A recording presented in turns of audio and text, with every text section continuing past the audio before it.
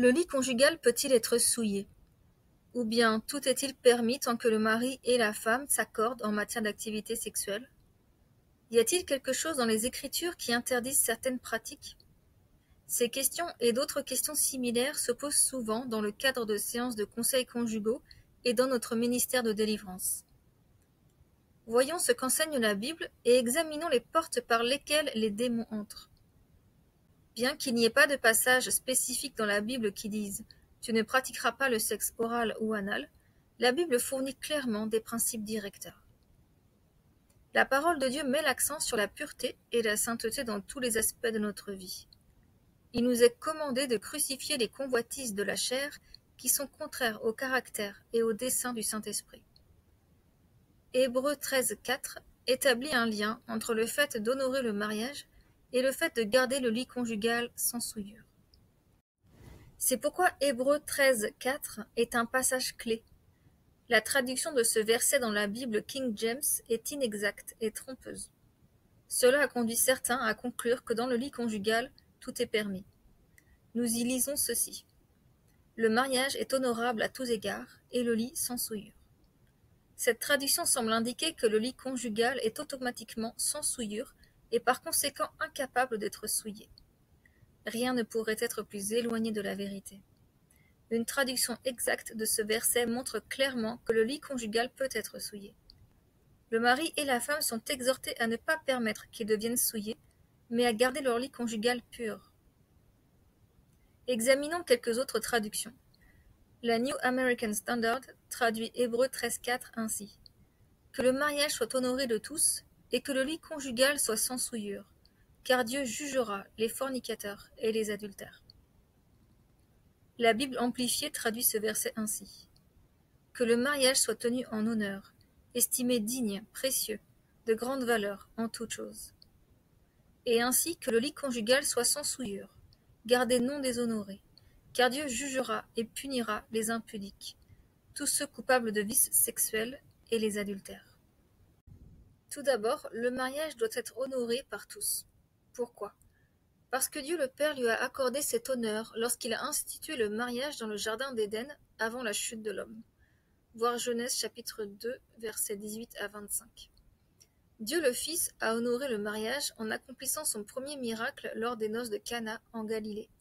Voir Jean chapitre 2, versets 1 à 11.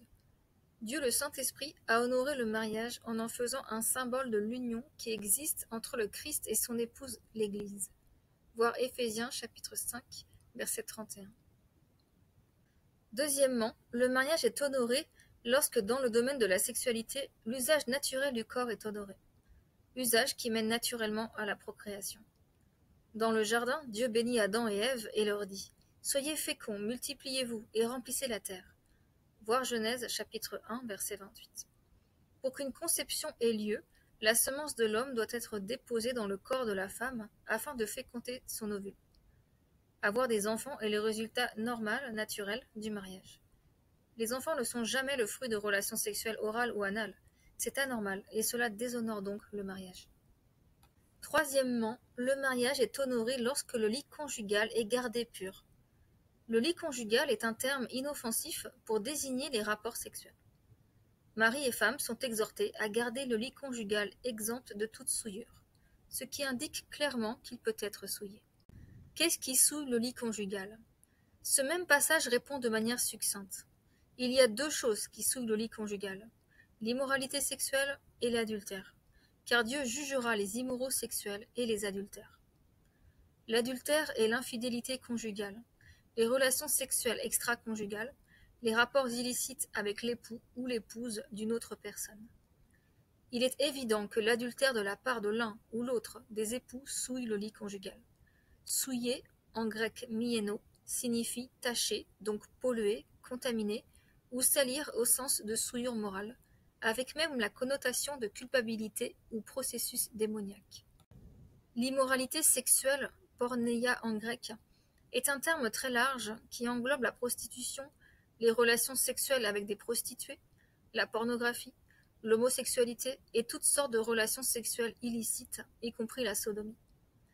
Le mot sodomie vient de Sodome, une ville que Dieu a détruite par le feu et le soufre en raison de son homosexualité flagrante et généralisée. Comment la sodomie est-elle pratiquée? Elle est pratiquée par le biais de relations sexuelles orales et anales. La définition du terme sodomie donnée par Merriam-Webster est la suivante. Copulation anale ou orale avec une personne du même sexe ou avec un membre du sexe opposé. Cette définition est éclairante et importante pour répondre à la question: le lit conjugal peut-il être souillé par le sexe oral ou anal? Étant donné que la sodomie peut être une copulation avec un membre du sexe opposé, le mari et la femme peuvent donc introduire la sodomie dans le lit conjugal par le sexe oral ou anal. Dans les écrits de l'apôtre Paul, le terme fornication désignait tout type de rapport sexuel illicite. Paul luttait contre le gnosticisme qui avait envahi l'Église. Cette philosophie prônait la croyance selon laquelle tout est licite ou permis. Les gnostiques pensaient que par la connaissance, les limites de la vie temporelle étaient dépassées et qu'il était possible de vivre une vie de liberté illimitée dans le contexte de ce monde. Dans 1 Corinthiens chapitre 5 verset 1, l'Église de Corinthe reçoit l'ordre d'excommunier un membre ayant commis l'inceste, car ignorer la directive de Paul aurait mis en danger toute l'Église. Un droit légal aux esprits démoniaques. La porneia donne un droit légal aux esprits démoniaques. Cela est clairement démontré lorsque les démons du sexe oral sont combattus et chassés. Ces esprits impurs trahissent parfois leur présence par la manière dont ils se manifestent. Les manifestations des démons du sexe oral sont répugnantes, car ils se manifestent par des gestes consistant à lécher et sucer. De plus, la présence des démons du sexe oral se reconnaît souvent à une haleine caractéristique, nauséabonde et fétide. Une fois que l'on a rencontré de telles manifestations, il ne peut y avoir aucun doute quant à la nature démoniaque de ces pratiques sexuelles perverses. L'esprit du sexe oral est manifestement un esprit différent, voir 2 Corinthiens chapitre 11 verset 4, un esprit incompatible avec le Saint-Esprit. Paul met en garde non seulement les Corinthiens, mais aussi les Galates et d'autres églises telles qu'Éphèse et Thessalonique contre la porneia, car elle affecte à la fois l'Église et la personne tout entière qui s'y livre. Les actes contre nature tombent sous le jugement. Au sens strict, les relations sexuelles orales et anales pratiquées entre personnes de sexe opposé, y compris entre mari et femme, constituent une forme de sodomie, une pratique que Dieu condamne sans équivoque. Ainsi, le lit conjugal devient souillé et tombe sous le jugement certain de Dieu, car tous ceux qui se livrent à des vices sexuels, Dieu les jugera. Il jugera et condamnera les adultères et les impudiques. Le sexe oral et anal est contraire à la nature humaine telle que Dieu l'a conçue au commencement. Dieu, qui est le créateur, le concepteur du corps humain, a décrété les rapports vaginaux comme étant la manière, la voie naturelle pour pratiquer le sexe entre mari et femme. Dieu désapprouve les pratiques sexuelles contre nature. C'est pourquoi Dieu a livré ceux qui prennent plaisir à ces actes aux convoitises de leur propre cœur. Il les a livrés à l'impureté afin qu'ils déshonorent leur propre corps. Dieu les a livrés à leur passion dégradante, car leurs femmes ont remplacé la fonction naturelle par celle qui est contre nature. Et, de la même manière, les hommes ont abandonné la fonction naturelle de la femme et se sont enflammés dans leurs désirs les uns pour les autres, les hommes commettant des actes indécents avec des hommes et recevant en eux-mêmes le salaire que méritait leur égarement. Voir Romains chapitre 1, versets 24 à 27. Que personne ne vous séduise avec certains discours tels que « Ah, mais cela concerne les homosexuels », car Paul a caractérisé ces actes que sont le sexe oral et anal, actes commis typiquement par les homosexuels, comme étant des actes indécents. Ces pratiques ne deviennent pas subitement décentes sous prétexte qu'elles sont introduites dans le lit conjugal entre un mari et sa femme. Ces pratiques sexuelles sont contraires au dessein de Dieu, contraires au design du corps humain conçu par Dieu qui a donné pour chaque membre, pour chaque organe, une fonction spécifique et une destination naturelle. Ainsi, la nature témoigne contre les pratiques impures que sont le sexe oral et le sexe anal. Ceux qui pratiquent ces actes tordent le dessein de Dieu et peuvent s'attendre à recevoir en eux-mêmes le salaire que mérite leur égarement. Voir Romains chapitre 1 verset 27. La traduction de la Bible amplifiée est encore plus percutante. Souffrant dans leur propre corps et leur propre personnalité les conséquences inévitables et la punition de leurs mauvais actes et de leur égarement, ce qui était leur juste châtiment. Un exemple de conséquence pour avoir commis des actes sexuels contre nature se trouve dans la transmission de l'herpès, une maladie vénérienne actuellement incurable. L'herpès simplex est un virus courant qui peut être contracté et transmis par le sexe oral. La citation suivante est tirée de l'Association américaine pour la santé sexuelle. Contrairement au virus de la grippe qui se transmet par voie aérienne, l'herpès se transmet par contact direct, c'est-à-dire directement du site d'infection au site de contact. Par exemple, si vous souffrez d'herpès génital actif et que vous avez des rapports sexuels vaginaux ou anaux, vous pouvez transmettre l'herpès génital à votre partenaire. De la même manière, si vous avez un herpès labial et que vous mettez votre bouche sur les parties génitales de votre partenaire ou sexe oral, vous pouvez lui transmettre l'herpès génital. Le sexe anal est grossièrement contre nature. Il a également des conséquences néfastes sur le corps humain. Lors d'un rapport anal, le sperme est déposé dans la partie inférieure de l'intestin. Le sperme masculin est vivant et contient du liquide séminal constitué d'enzymes qui peuvent causer des lésions aiguës à la muqueuse intestinale. Les parois intestinales n'ont pas été conçues par Dieu pour recevoir du sperme, contrairement au vagin et à l'utérus féminin. Physiologiquement parlant, il est évident que ce n'est pas la fonction naturelle de l'anus, ce pourquoi il a été créé. Les conséquences physiques de tels actes sont de recevoir en eux-mêmes le salaire que méritait leur égarement.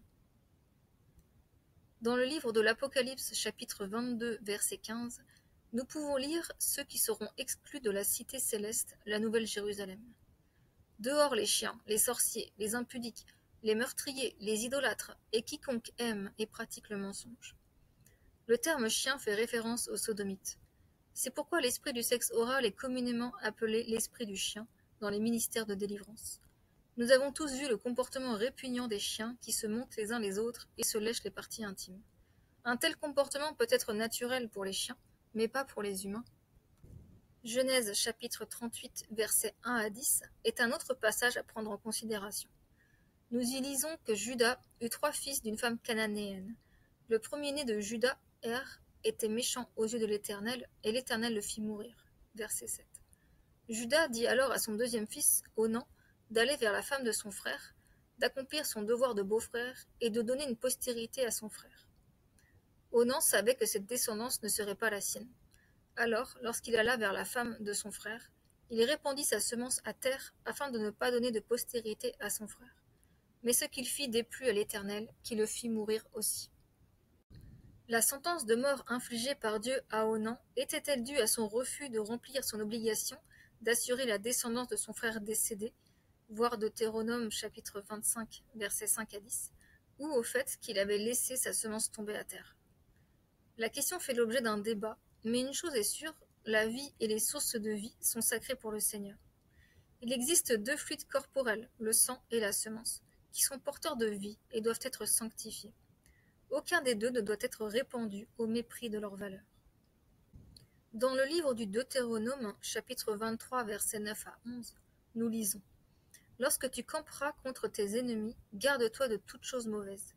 S'il y a chez toi un homme qui ne soit pas pur, par suite d'un accident nocturne, il sortira du camp et n'entrera pas dans le camp. Sur le soir, il se lavera dans l'eau, et après le coucher du soleil, il pourra rentrer au camp. » La loi exigeait une purification spéciale, même en cas de perte involontaire de semences.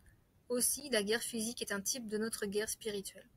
Afin d'être victorieux, nous devons nous garder purs et exempts de tout mal. Les bienfaits d'un mariage pur et saint. Lorsque la relation sexuelle entre mari et femme est gardée sainte, pure et pieuse, elle procure le plus grand plaisir et la plus grande satisfaction possible. Cela est tout à fait conforme à la nature et au ministère du Saint-Esprit. Après des années en tant que conseiller conjugal, je suis convaincu que la plupart des couples chrétiens ne considèrent pas leur union dans le lit conjugal comme un événement spirituel. Après des années de mariage, ma femme et moi avons découvert qu'une satisfaction plus profonde et une appréciation plus complète l'un de l'autre résultaient du fait que nos moments d'intimité étaient devenus quelque chose de beau dans le Seigneur.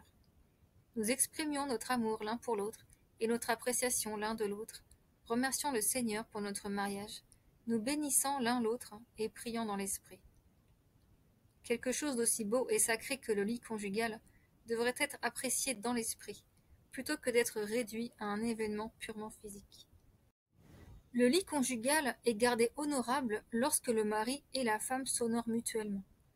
1 Thessaloniciens chapitre 4 versets 3 à 5 dit « Car la volonté de Dieu, c'est votre sanctification, c'est-à-dire que vous vous absteniez de l'immoralité sexuelle, que chacun de vous sache posséder son propre corps dans la sainteté et l'honneur, sans vous livrer à des passions lubriques incontrôlées, comme les païens qui ne connaissent pas Dieu. » L'apôtre Pierre dira également « Marie, montrez à votre tour de la sagesse dans vos rapports avec vos femmes, comme avec un sexe plus faible.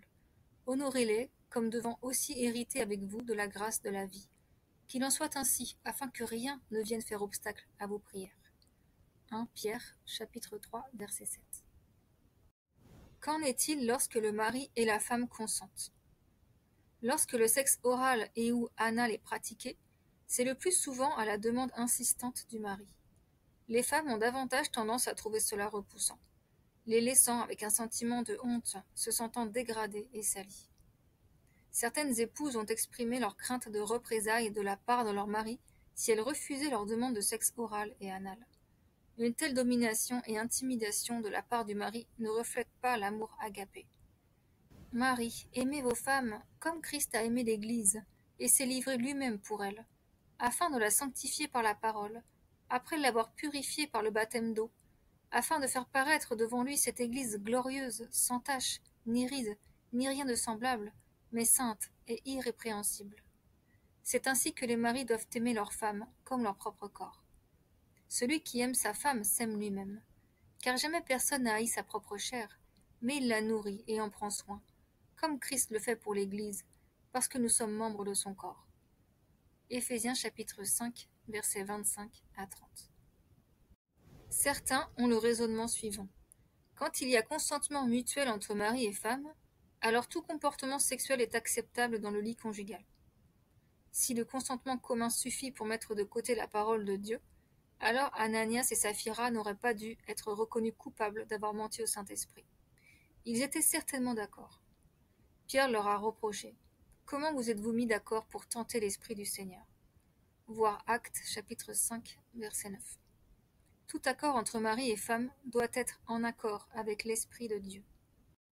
Le fait de se mettre d'accord pour agir contrairement à la parole de Dieu en souillant le lit conjugal ne peut jamais être justifié aux yeux de Dieu.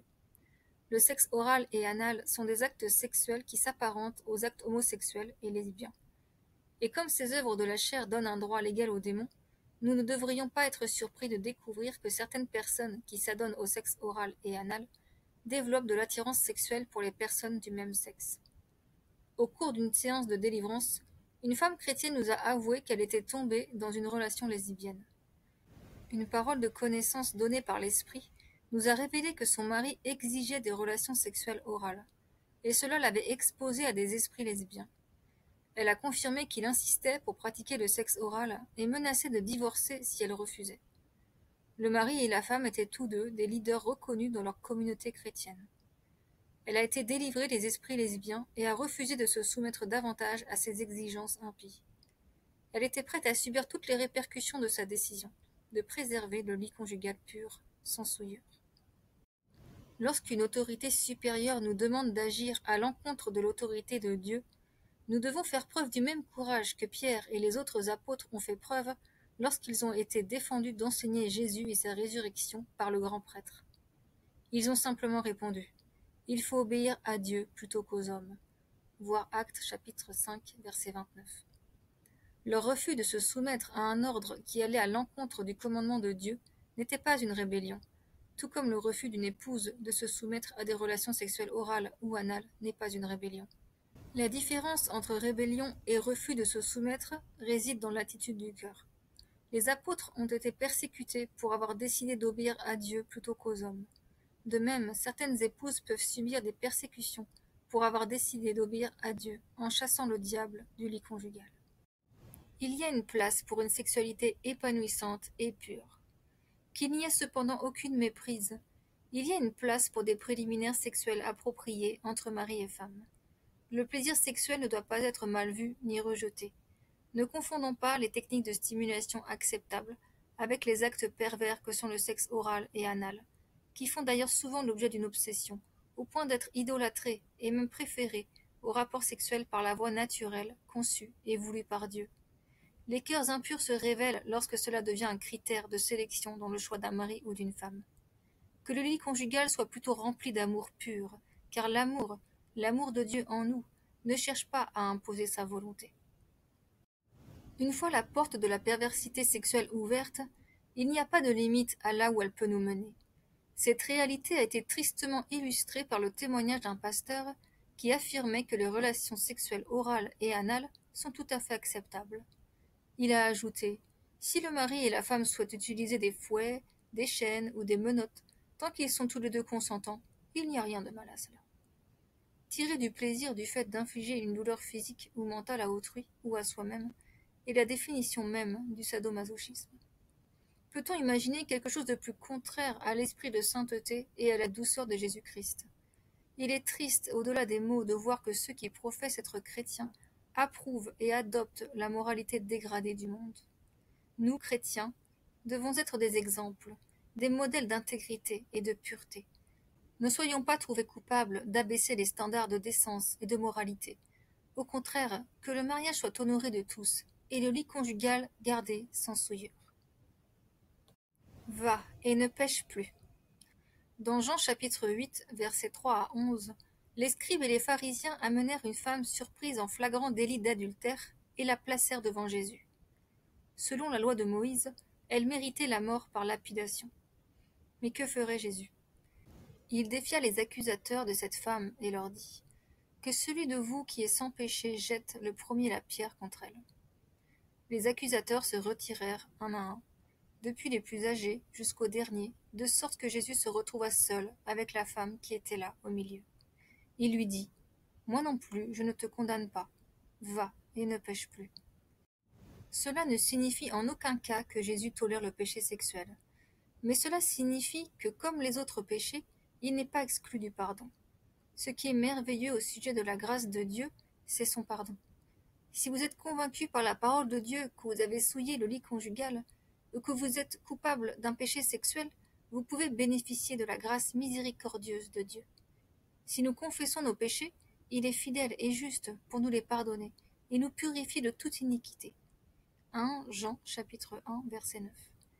La confession des péchés vient d'un cœur repentant. La repentance est la résolution de cesser de pécher. Selon les paroles de Jésus, va et désormais ne pêche plus.